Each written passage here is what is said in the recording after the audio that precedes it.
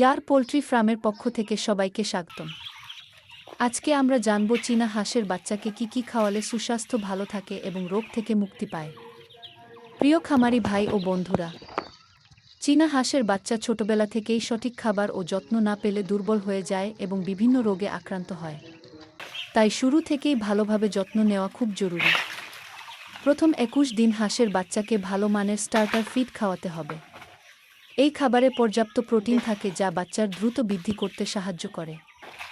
দিনে কয়েকবার অল্প অল্প করে খাবার দিলে ভালো ফল পাওয়া যায়।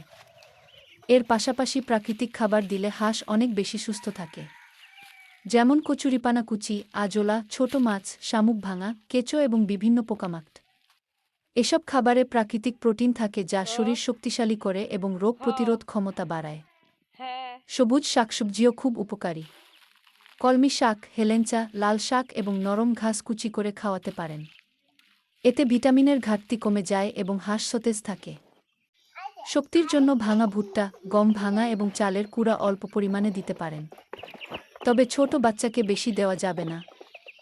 হাড় মজবুত করার জন্য ঝিনুকের গুঁড়া বা ডিমের খোসা শুকিয়ে গুঁড়া করে খাওয়ানো ভালো। সবসময় পরিষ্কার ও বিশুদ্ধ পানি রাখতে হবে। নোংরা পানি খেলে ডায়রিয়া ও বিভিন্ন রোগ হয়। সপ্তাহে 1 বা 2 দিন পানিতে ভিটামিন সি বা ইলেকট্রোলাইট দিলে বাচ্চা আরও সুস্থ থাকে। রোগ থেকে বাঁচাতে নিয়মিত ভ্যাকসিন খুব গুরুত্বপূর্ণ। বিশেষ করে ডাক প্লেগ ও ডাক কলেরার ভ্যাকসিন সময়মতো দিতে হবে। খামার পরিষ্কার রাখতে হবে এবং ভেজা লিটার রাখা যাবে না। ঠান্ডা লাগতে দেওয়া যাবে না। প্রাকৃতিকভাবে রোগ প্রতিরোধ ক্ষমতা বাড়ানোর জন্য সপ্তাহে 1 দিন অল্প পরিমাণে রসুন, আদা বা হলুদ মিশিয়ে দিতে পারেন। আর অবশ্যই পচা খাবার বা ছত্রাক ধরা ফিড খাওয়াবেন না। এতে হাঁস দ্রুত অসুস্থ হয়ে যায়। সঠিক খাবার ও যত্ন নিলে চীনা হাঁস দ্রুত বড় হয়, মৃত্যুহার কমে এবং খামারে লাভ বেশি হয়।